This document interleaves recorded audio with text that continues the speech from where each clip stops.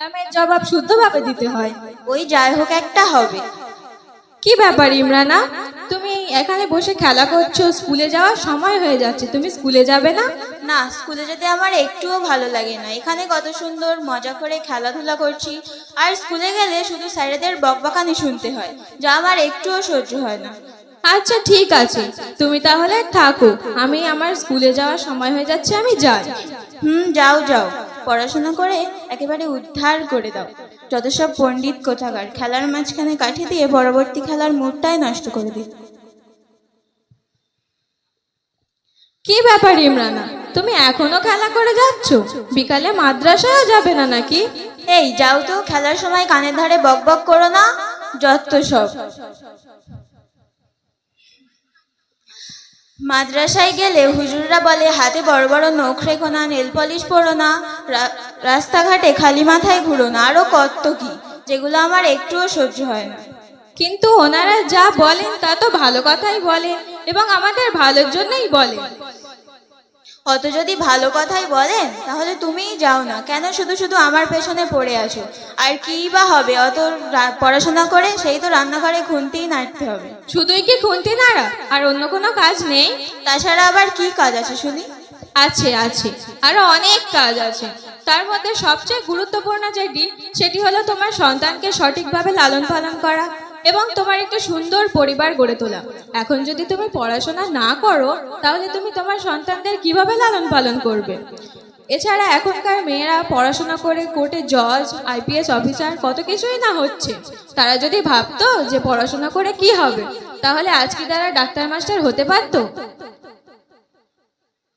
তাই বিখ্যাত কবি কাজী নজরুল ইসলাম বলেছেন, পৃথিবীর যা কিছু মহান সৃষ্টি চির কল্যাণকর, অর্ধেক তার করিয়াছে নারী, অর্ধেক তার নর। রাখো তো ওইসব কবি টবিদের কথা, ওদের কথা মানতে গেলে আমার আনন্দটাই মাটি হয়ে যায়। আচ্ছা, কবিদের কথা না হয় না মানলে, কিন্তু কোরআন হাদিসের কথা মানবে তো? কেন, কোরআন হাদিসে আবার শিক্ষা নিয়ে কিছু বলা আছে না? হ্যাঁ, অবশ্যই বলা। কই বলো তো শুনি। আচ্ছা শোনো তাহলে, আমাদের প্রধান ধর্মগ্রন্থ কোরআন শরীফে প্রথম যে আয়াত অবতীর্ণ হয়েছে তা হলো ইকরা, অর্থাৎ পড়ো। আমাদের নবী সাল্লাল্লাহু আলাইহি ওয়াসাল্লাম হাদিস শরীফে বর্ণিত করেছেন, তলাবুল ইলমি ফারিদাতুন আলা কুল্লি মুসলিমি ও মুসলিমাতি, অর্থাৎ প্রত্যেক মুসলিম নরনারীর জন্য জ্ঞান অর্জন করা ফরজ। এছাড়াও নবী সাল্লাল্লাহু আলাইহি ওয়াসাল্লাম বলেছেন, মিনাল মাহদি ইলাল আহাদ, অর্থাৎ দোলনা থেকে কবরস্থান পর্যন্ত পড়ো। এছাড়া আরো অনেক দলিল আছে শিক্ষার বিষয়ে, সবগুলো বলতে গেলে অনেক সময় লাগবে। তুমি শুধু আমাকে বলো যে যে ধর্মগ্রন্থে নামাজের কথা বলা আছে সেখানেই তো শিক্ষার কথা বলা আছে, তাহলে নামাজ না পড়লে যদি গোনাহ হয়, তাহলে শিক্ষা গ্রহণ না করলে কি গোনাহ হবে না?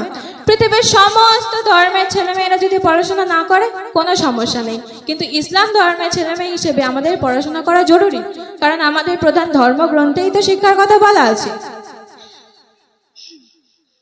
তোমার কথা শুনে আমার জ্ঞানচক্ষু খুলে গিয়েছে। কোরআন হাদিসে যে এত সুন্দর করে শিক্ষার বিষয়ে বলা আছে তা আমি জানতাম না, আর এর আগে কেউ আমাকে এত সুন্দর করে বুঝিয়েও বলেনি। আমি আজ তোমাকে কথা দিচ্ছি যে আমি আর পড়াশোনা কামাই করব না। আলহামদুলিল্লাহ। আচ্ছা, তুমি এত সুন্দর করে কোরআন হাদিসের ব্যাপারে দলিলও কোথা থেকে শিখেছো? কেন, তুমি জানো না? গদিয়া গ্রামে মাওলানা কামাল উদ্দিন সাহেবের উক্তিতে মাদ্রাসা ফাইজুল উলুম তৈরি হয়েছে, সেখান থেকেই শিখেছে।